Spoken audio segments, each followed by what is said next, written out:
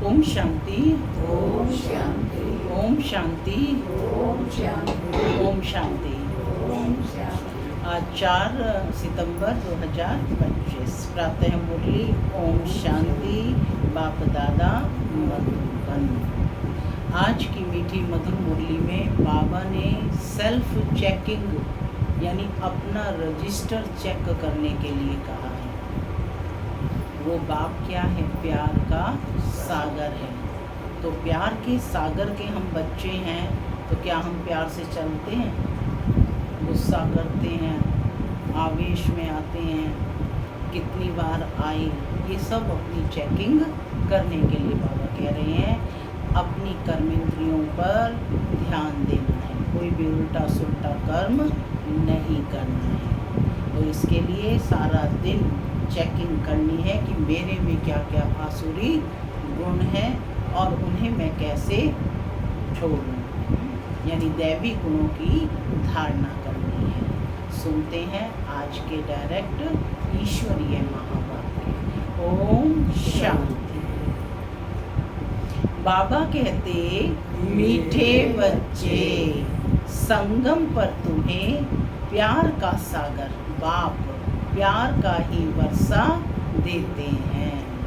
संगम पर तुम्हें प्यार का सागर बाप प्यार का ही वर्षा देते हैं, इसलिए तुम सबको प्यार दो, गुस्सा मत करो। प्रश्न है, अपने रजिस्टर को ठीक रखने के लिए बाप ने तुम्हें कौन सा रास्ता बताया है? अपने रजिस्टर को ठीक रखने के लिए बाप ने तुम्हें कौन सा रास्ता बताया है? थोड़ा विचार करें, मंथन।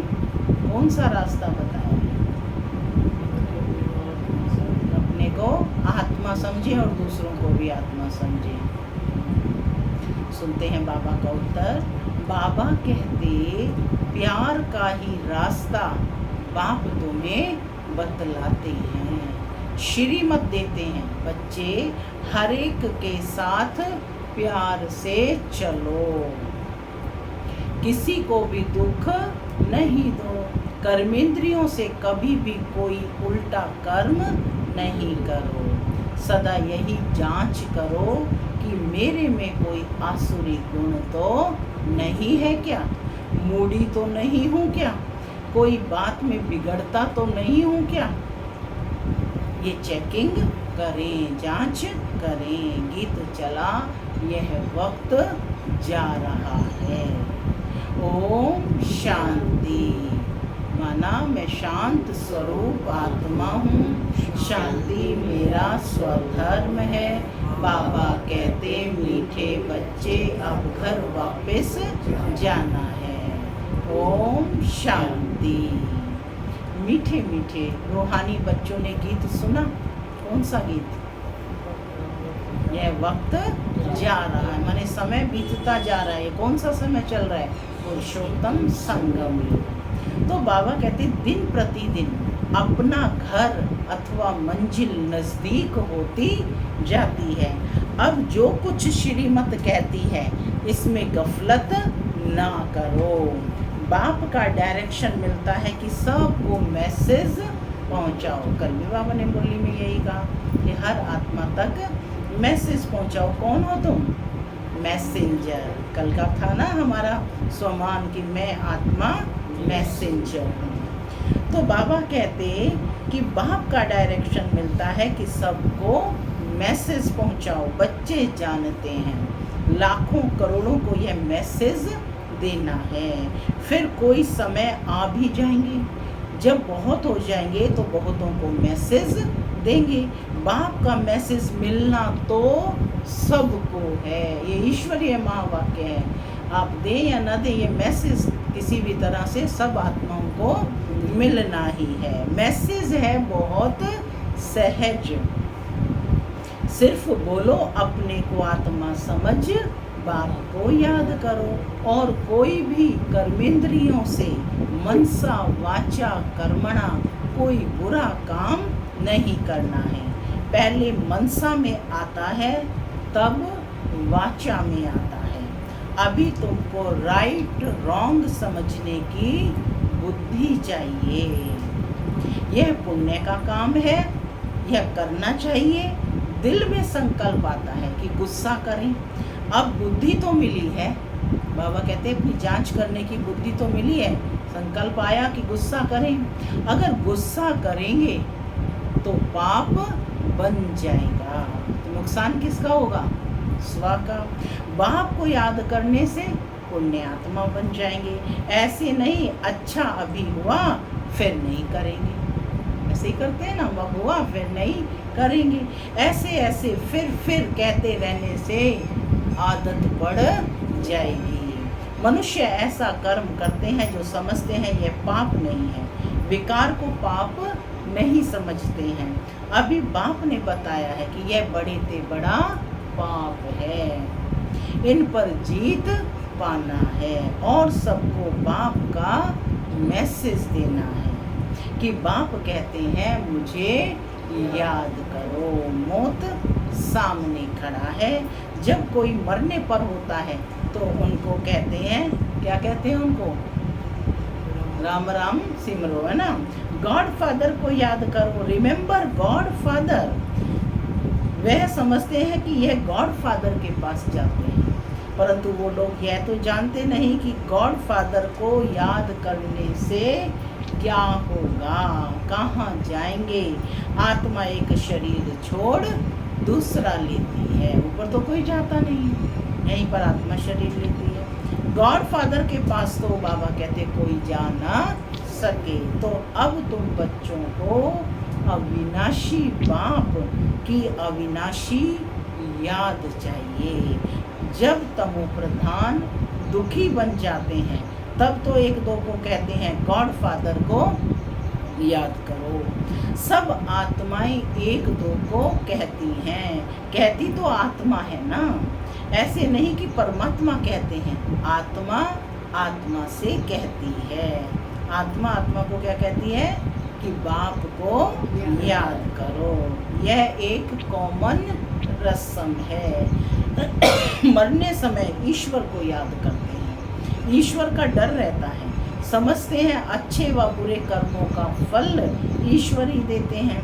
बुरा कर्म करेंगे तो ईश्वर धर्मराज द्वारा बहुत सजा देंगे, इसलिए डर रहता है। बरोबर कर्मों की भोगना तो होती है ना। तुम बच्चे अभी कर्म, अकर्म और विकर्म की गति को समझते हो, जानते हो यह कर्म अकर्म हुआ। बॉडी कॉन्शियस होकर के किया तो कर्म क्या हुआ? अकर्म। तो बाबा कहते यह कर्म अकर्म हुआ, जो आत्मिक स्थिति में करेंगे ना। याद में रह जो कर्म करते हैं वह अच्छे कर्म करते हैं। रावण राज्य में मनुष्य बुरे कर्म ही करते हैं, राम राज्य में बुरा काम कभी होता नहीं। अब श्रीमत तो मिलती रहती है, कहाँ बुलावा होता है, यह करना चाहिए व नहीं करना चाहिए।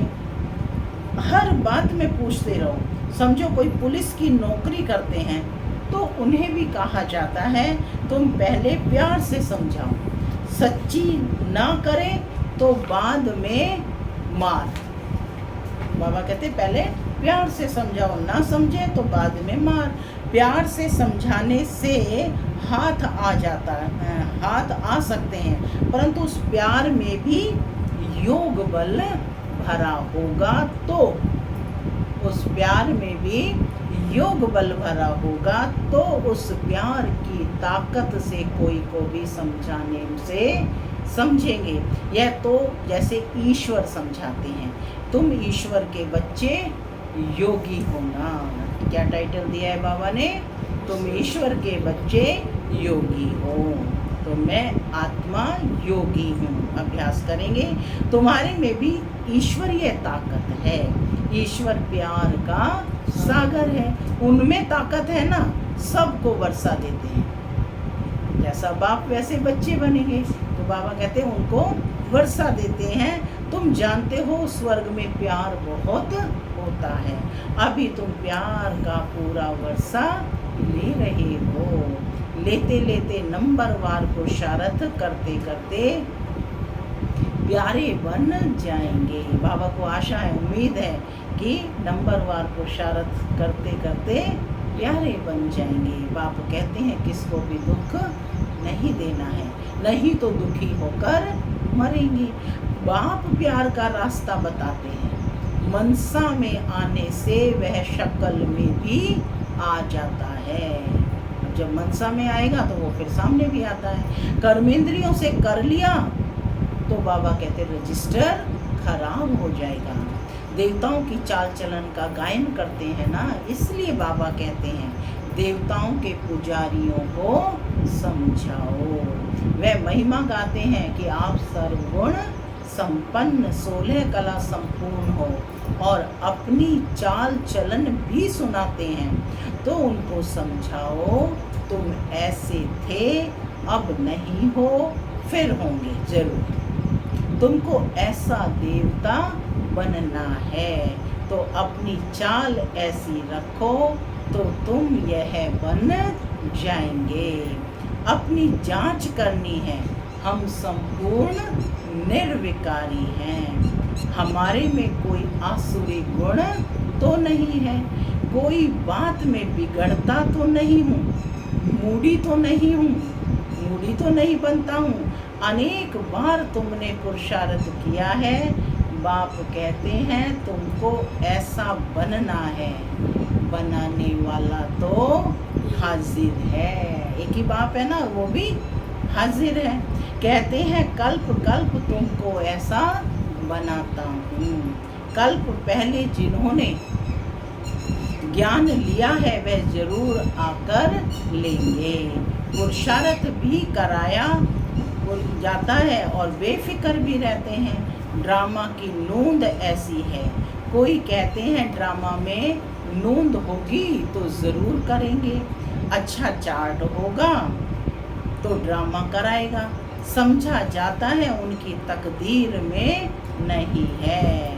पहले पहले भी एक ऐसे बिगड़ा था, तकदीर में नहीं था, बोला ड्रामा में होगा तो ड्रामा हमको पुरुषार्थ कराएगा, बस छोड़ दिया। ऐसे तुमको भी बहुत मिलते हैं। तुम्हारा एम ऑब्जेक्ट तो यह खड़ा है। बैज तो तुम्हारे पास है, चेकिंग करें, सबके पास बैज है।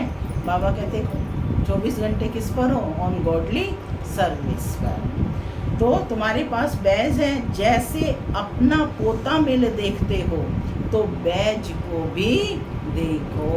घड़ी घड़ी ये बैज ध्यान दिला देता है ना, अटेंशन, है ना।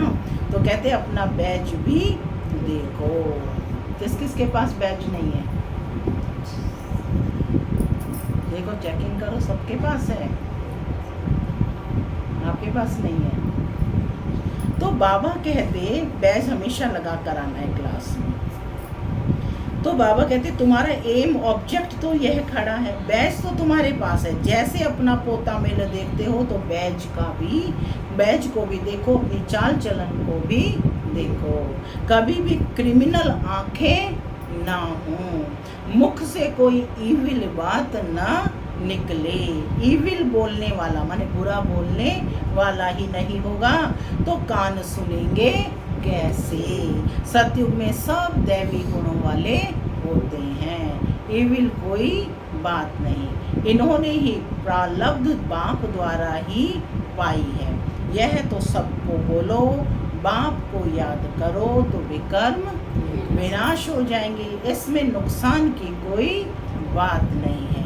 संस्कार आत्मा ले जाती है। सन्यासी होगा तो फिर सन्यास धर्म में आ जाएगा। झाड़ तो उनका बढ़ता रहता है ना। इस समय तुम बदल रहे हो, मनुष्य ही देवता बनते हैं। सब कोई इकट्ठे थोड़े ही आएंगे फिर भी नंबरवार ड्रामा में कोई बगैर समय एक्टर थोड़े ही स्टेज पर आ जाएंगे कि ऐसे कोई बीच में कोई भी आ जाएगा। जिसका जब पार्ट होगा वही आएंगे। अंदर बैठे रहते हैं माने परम धाम में बैठे रहते हैं। जब समय होता है तो बाहर स्टेज पर आते हैं पार्ट बजाने। वह है हद का नाटक और यह है बेहद का। बुद्धि में है हम एक्टर्स को अपने समय पर आकर अपना पार्ट बजाना है। यह बेहद का बड़ा झाड़ है।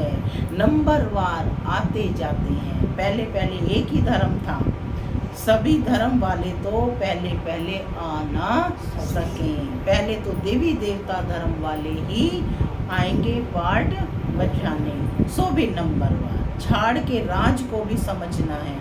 बाप ही आकर सारे कल्प वृक्ष का ज्ञान सुनाते हैं। इनकी भेंट फिर निराकारी झाड़ से होती है।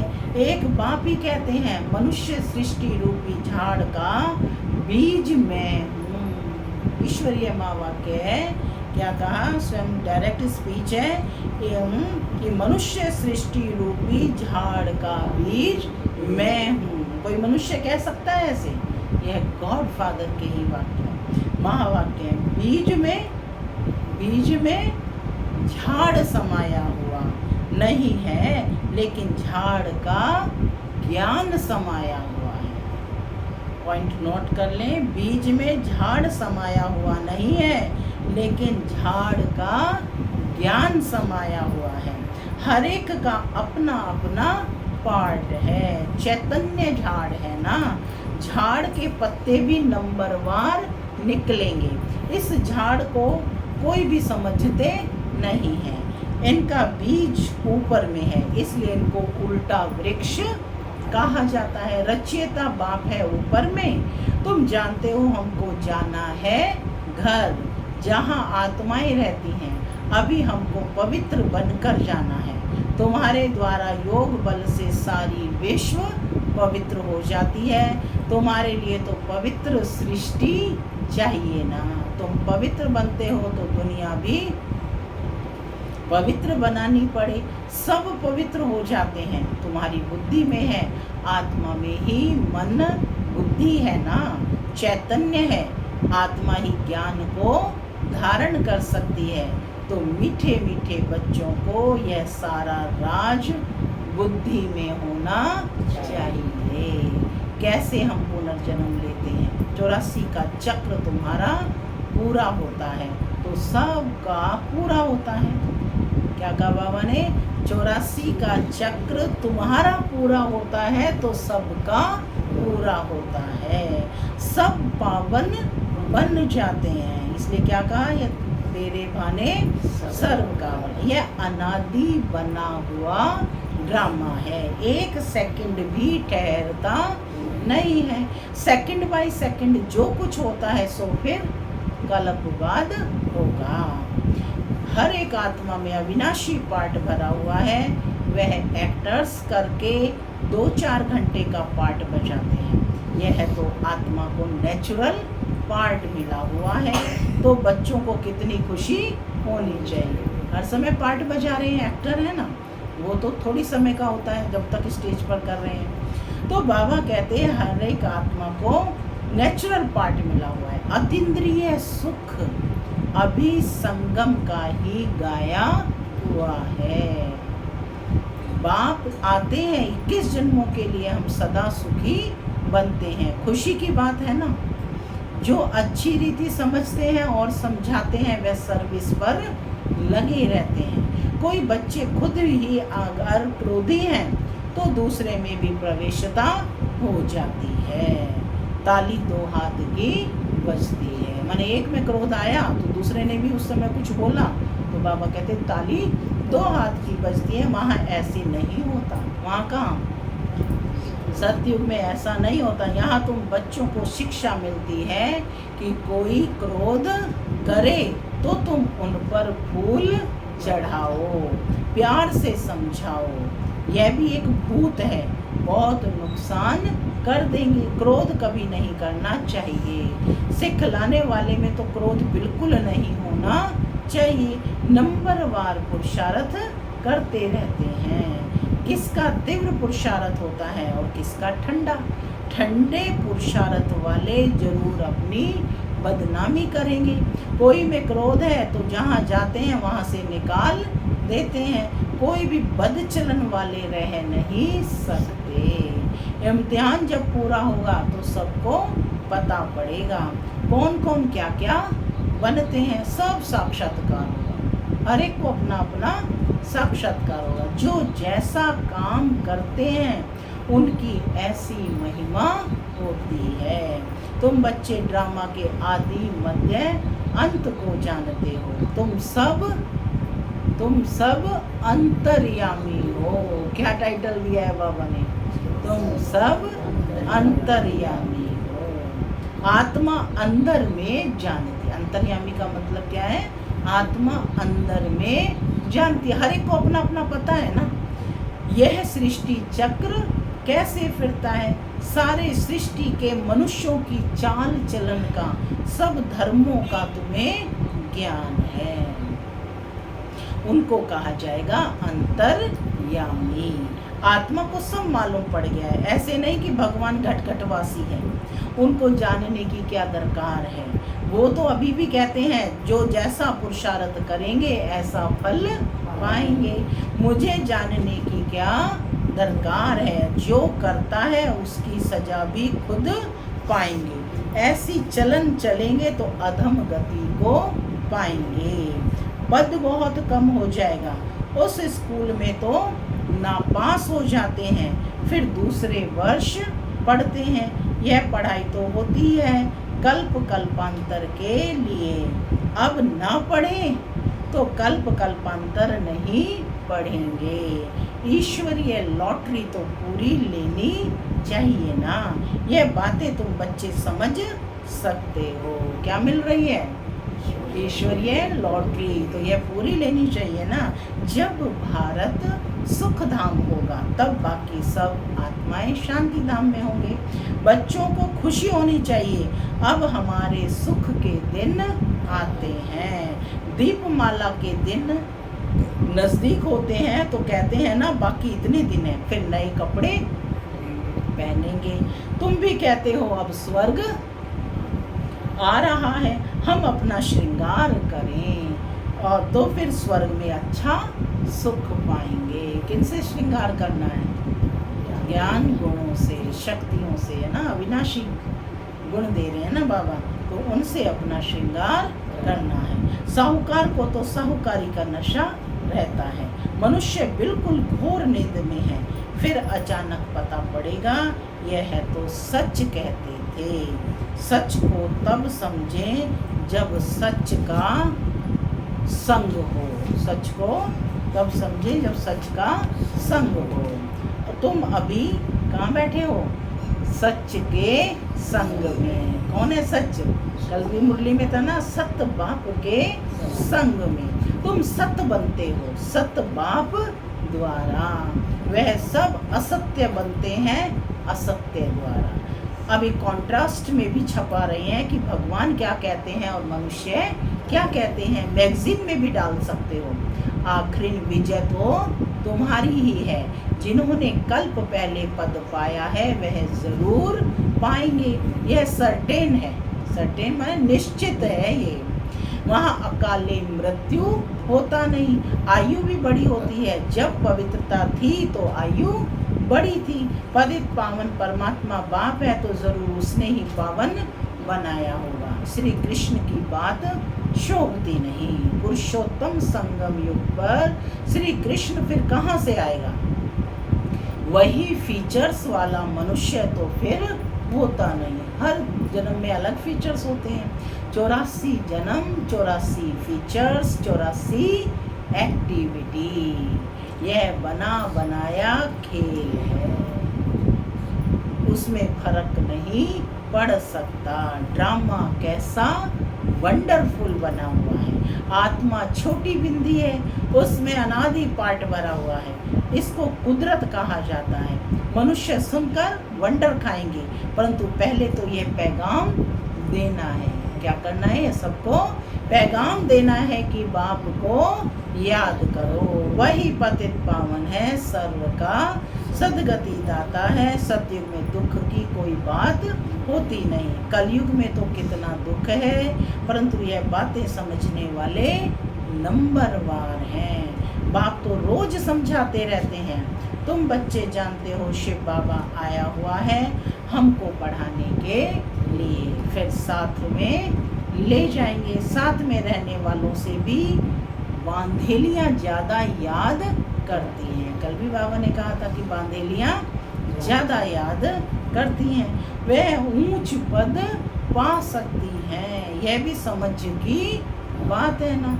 बाबा की याद में बहुत तड़पती हैं। बाप कहते हैं बच्चे याद की यात्रा में रहो, दैवी गुण भी धारण करो तो बंधन कटते जाएंगे, पाप का घड़ा खत्म हो जाएगा।